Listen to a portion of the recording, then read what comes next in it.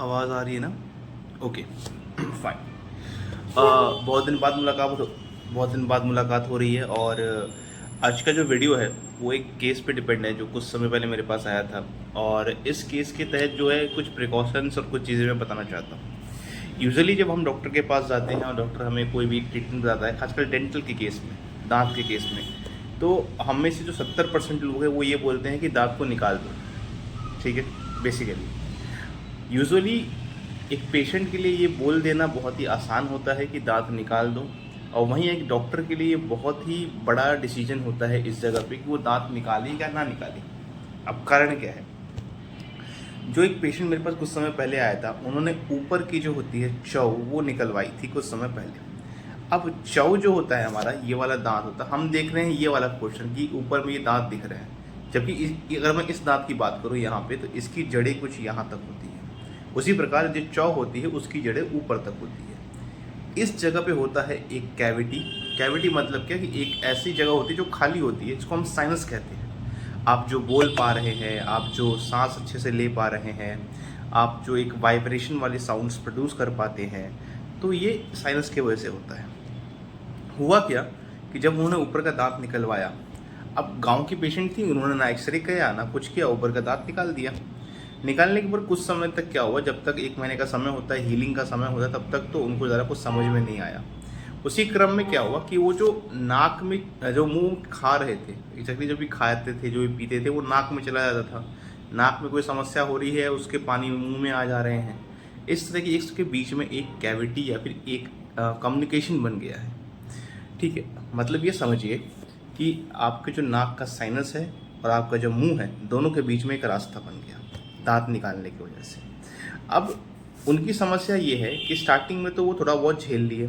गांव के जो डॉक्टर्स थे, जो भी लोग जिन्होंने दांत निकाला था, कुछ समय तक उन्होंने बोला कि समय लगेगा, ठीक हो जाएगा। इसे भी करते करते करते करते 6 महीने बीत गए। अब वहाँ से क्या हुआ, वो शहर में आए, हमारे पास आए, हमने देखा तो फिर वहाँ ओरो एंडर कम्युनिकेशन दिखा। अब इसका इलाज क्या था? इसका इलाज था सर्जरी। अब छोटा सा दांत जिसको निकाला गया है, ये उसी समय ठीक भी हो सकता था, ठीक है, लेकिन 6 महीने बीतने के कारण अब समस्या इतनी ज़्यादा बढ़ गई है कि इसमें अब हमें सर्जरी करनी पड़ेगी। कई सारे लोग बोलेंगे कि इसको क्लोज करने की क्या ज़रूरत है, थोड़ी बहुत समस्या है, पानी वानी जा रहा है, ये हो रहा है। नहीं, यहाँ जो साइनस होता है ये हमारा होता है डेंजरस एरिया ऑफ फेस, मतलब कि ये वाला जो एरिया है ये बहुत ज़्यादा डेंजरस है। एक प्रॉब्लम होती है, इसको बोलते हैं कैवर्नस साइनस थ्रोम्बोसिस। ठीक है, या फिर आप ये कह सकते हैं स्पेस इन्फेक्शन भी एक प्रॉब्लम होती है। इन सब के चांस होते हैं। जब ये इन्फेक्शन होता है तो आदमी की वो प्रॉब्लम बहुत ज़्यादा बढ़ जाती है। अब मैं ज़्यादा डिटेल में जाना नहीं चाहूँगा, क्योंकि इस डिटेल में जाने का कोई मतलब नहीं है, क्योंकि आप लोग ज़रा डिटेल में समझ नहीं पाएंगे, मेडिकल टर्मिनोलॉजी है। कुछ सलाह दे रहा हूँ, वो ध्यान से सुनेंगे। दांत निकलवाते वक्त, दांत निकलवाने से पहले और दांत निकलवाने के बाद, तीनों के बारे में बात करूँगा मैं। दांत किनको निकलवाना चाहिए? दांत जब किसी काम का ना बचे, या सिर्फ उसकी जड़ें बची हुई है आपके मसूड़ों के अंदर, तब दांत निकलवा लीजिए। या फिर दांत हिल रहा है तब दांत निकलवा लीजिए। ये जो बेसिक कंडीशंस होते हैं, इसमें दांत आप निकलवा सकते हैं। ज़्यादातर कंडीशन में अगर दांत खराब हो गया है, दांत की नसों में इन्फेक्शन हो गया है, दांत के अंदर में पस हो गया है, तो ज़्यादा से ज़्यादा कोशिश कीजिए उस दांत को आरसीटी द्वारा ठीक किया जाए और उससे हम बचा लें। ठीक है, और उसके ऊपर एक क्राउन जो कैप होता है वो चढ़ा दिया जाए। अब दांत निकलवाने से पहले क्या क्या देखना होता है? दांत निकलवाने से पहले हमें देखनी होती है उसकी ब्लड रिपोर्ट। ब्लड रिपोर्ट क्यों देखनी होती है? सीबीसी कराना क्यों होता है? क्योंकि उसके अंदर प्लेटलेट कितना है, हीमोग्लोबिन कितना है, क्या खून की कमी तो नहीं है, हीमोग्लोबिन की कमी तो नहीं है। क्योंकि इससे मान लीजिए दांत निकाला और अब ब्लीडिंग ज़्यादा हो गई किसी भी प्रकार से, तो उसको प्रॉब्लम आ सकती है, इसलिए हम देखते हैं। दूसरी बात, किसी भी पेशेंट का कोई पास्ट हिस्ट्री या पास्ट कोई भी डिजीज़ नहीं हो। डिजीज़ इन द सेंस, मान लीजिए किसी को कैंसर का ट्रीटमेंट चल रहा है, उसका इम्यून सिस्टम ऑलरेडी कमज़ोर है, तो आप उसको दांत निकालेंगे, फिर अपना हार्ट दवाइयाँ चलाएंगे तो दिक्कत। किसी भी पेशेंट को अगर लीवर की दिक्कत है, तो उस केस में भी हम कोशिश करते हैं कि अवॉइड करें एक्सट्रैक्शन। ठीक है ना।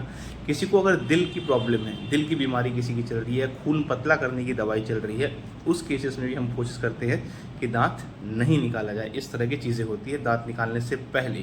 डायबिटिक लोगों को भी हम अवॉइड करते हैं दांत निकालने के लिए, क्योंकि पहला तो उनके ज़ख्म बहुत लेट से भरते हैं, दूसरा उस व्यक्ति का इम्यून सिस्टम भी थोड़ा सा कमज़ोर होता है। ठीक है, यहाँ तक बात समझ में आ गई होगी। अब हम अगले टॉपिक पर पढ़ते हैं कि दांत निकालते वक्त क्या क्या देखना चाहिए।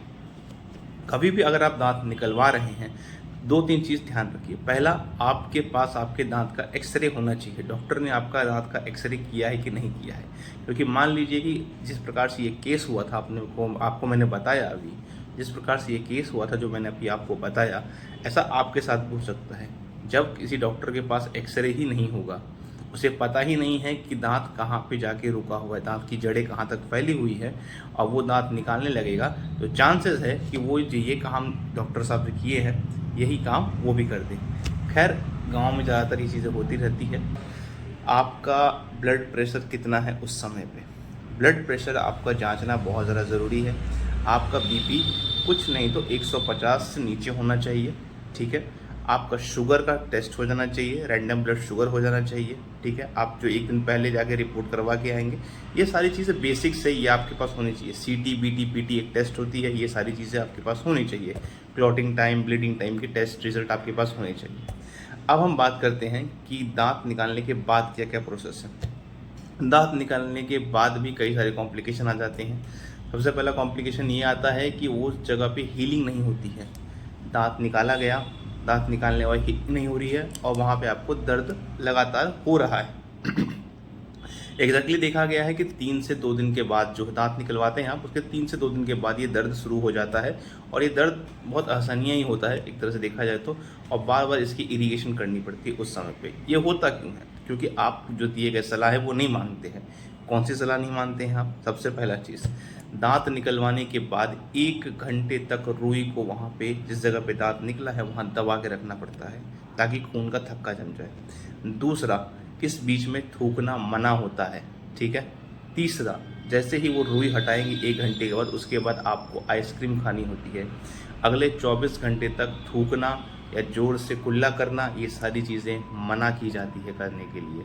कुछ भी हार्ड चीज़ें नहीं खानी होती है, गर्म चीज़ें नहीं खानी होती है, मुलायम और नरम चीज़ें खानी होती है। इन सब के बाद अगर मैं कोई सलाह देना चाहूँगा वो ये रहेगा कि जो स्मोकिंग करते हैं वो बिल्कुल मना हो जाता है। स्मोकिंग आप नहीं कर सकते हैं। स्ट्रॉ से पानी वगैरह या जूस वगैरह नहीं पीना होता है।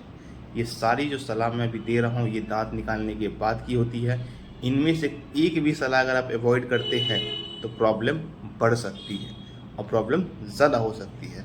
तो ये था मेरा आज का वीडियो नॉर्मली दांत निकालने को लेकर, और जो केस हमारे पास आया था उसको लेकर के। फ़िलहाल उनकी साइनस लिप सर्जरी हो गई है, पेशेंट ठीक है, पेशेंट को वगैरह प्रॉब्लम नहीं है। हमने उस कम्युनिकेशन को, उस गैप को जो दोनों के बीच में एक रास्ता बन गया था, उसको क्लोज़ कर दिया है।